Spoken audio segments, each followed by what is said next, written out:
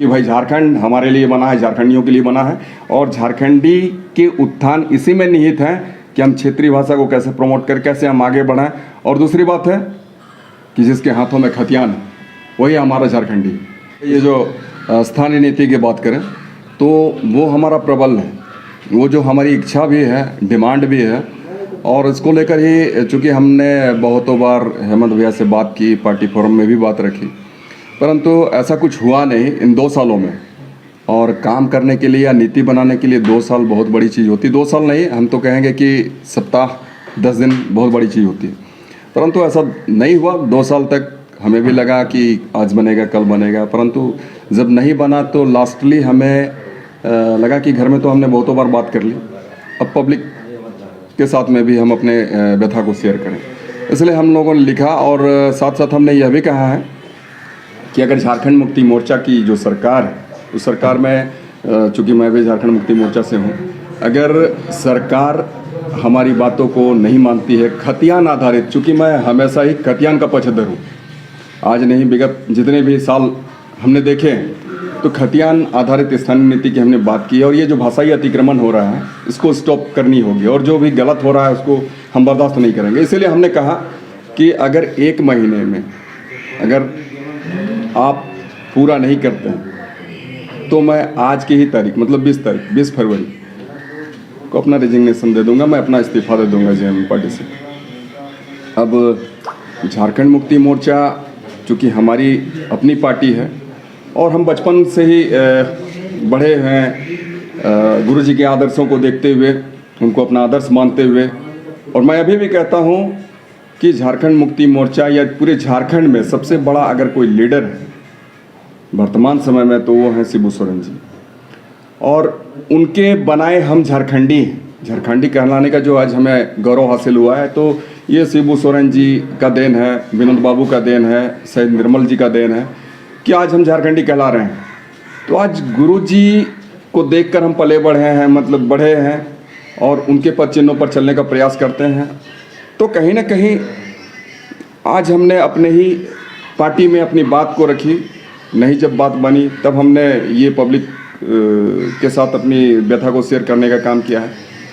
तो हम चाहते हैं कि जेएमएम हमारी व्यथा को समझे और अगर नहीं समझती है तो मजबूरन मुझे पार्टी को त्यागना पड़ेगा। मैं छोड़ना नहीं चाहता, किंतु अगर जेएमएम छोड़ना चाहती है मुझे।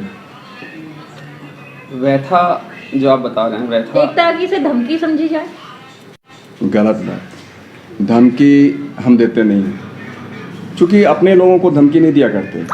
अपने लोगों से अगर हम अपने बाप से अगर मांग करें कि पिताजी हमें एक किताब खरीद दें, किताब खरीद दें, हम ये नहीं कह रहे हैं कि मोबाइल खरीद दें और हमें एक क्या कहते हैं वो स्पोर्ट्स बाइक खरीद दें, हम तो ये नहीं डिमांड किए हैं। हम किताब की बात करते हैं तो पिताजी देर सवेर, आज नहीं है बेटा पैसे नहीं हैं तो कल खरीद के ला देते हैं। तो हमने किताब की मांग की है जो हमारी जायज़ डिमांड है। अगर आप जायज़ डिमांड को पूरा नहीं कर, आप दारू पीकर पैसे को बर्बाद कर रहे हैं हमारे पिताजी, तो हम विरोध नहीं करेंगे। बिल्कुल करेंगे। मतलब कहीं ना कहीं आप कहते हैं कि वो बर्बाद कर रहे हैं, कहीं ना कहीं हमारा ये कहने का तात्पर्य नहीं है। हम ये कहना चाहते हैं कि भाई मेरी मांग जायज़ है, आप इसे पूरा करो, और नहीं पूरा करोगे तो मैं घर छोड़ रहा हूँ। हम घर में अगर कहेंगे कि हमें किताब चाहिए पिताजी, अगर आप हमें पूरा नहीं कर रहे हैं, उसके बजाय आप दूसरे तीसरे काम करते चले जाएंगे तो निश्चित तौर पर हमें घर त्यागना पड़ता है। बाप से भी तो हम लोग बगावत करते हैं ना कभी कभी। तो आज हमारी व्यथा है, आज हम अपने घर में रहकर अपने बड़े भाई को ये कह रहे हैं।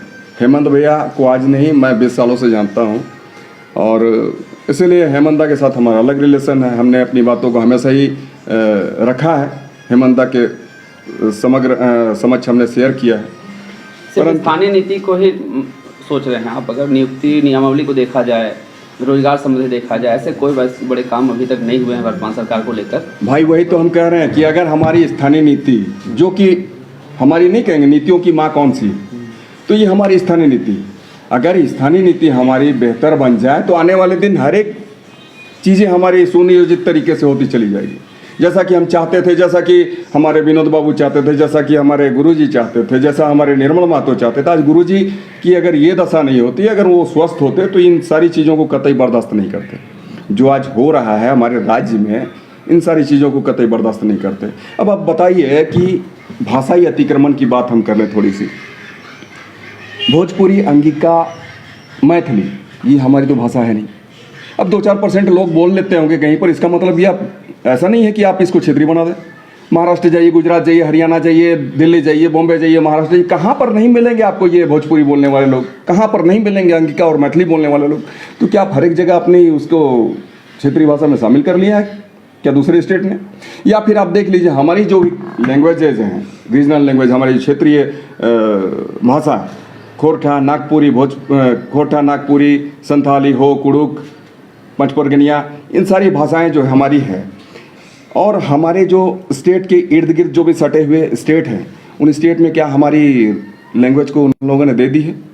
क्योंकि वहाँ भी तो हमारे बोलने वाले लोग हैं। जब वहाँ पर आप नहीं दे रहे हैं तो हमारे यहाँ डिमांड कैसे करते हैं? और आप अगर मानते भी हैं, आप अगर हम अपने ही स्टेट में अगर हमारी डिमांड को फुलफिल भी कर लेते या हमारी जो भाषाएं हैं उसको अपमान भी लेते तो हम नहीं मानते। क्योंकि भाई झारखंड हमारे लिए बना है, झारखंडियों के लिए बना है, और झारखंडी के उत्थान इसी में निहित है कि हम क्षेत्रीय भाषा को कैसे प्रमोट कर, कैसे हम आगे बढ़ाएं। और दूसरी बात है कि जिसके हाथों में खतियान है वही हमारा झारखंडी है। इसके सिवा हम किसी को बर्दाश्त नहीं करते हैं कि झारखंडी कहलाए। तो सर आगे की रणनीति क्या होगी? पार्टी अगर आपकी बात नहीं मानती है, पार्टी त्याग देता है, तो फिर कौन सी पार्टी ज्वाइन करना है? ज्वाइन करना है आपको आगे भविष्य में? क्या देखिए, हमारे पास ये जो है, ये हम इसको मुद्दा नहीं कहेंगे, ये हमारी भावना है जो कि हमारे दिल से जुड़ी हुई है। हमारे यहाँ झारखंडियों के एक दिल से जुड़ी हुई है। गणतंत्र न्यूज की और वीडियो को देखने के लिए चैनल को सब्सक्राइब करें और सीधा नोटिफिकेशन पाने के लिए बेल आइकॉन को ऑन करें।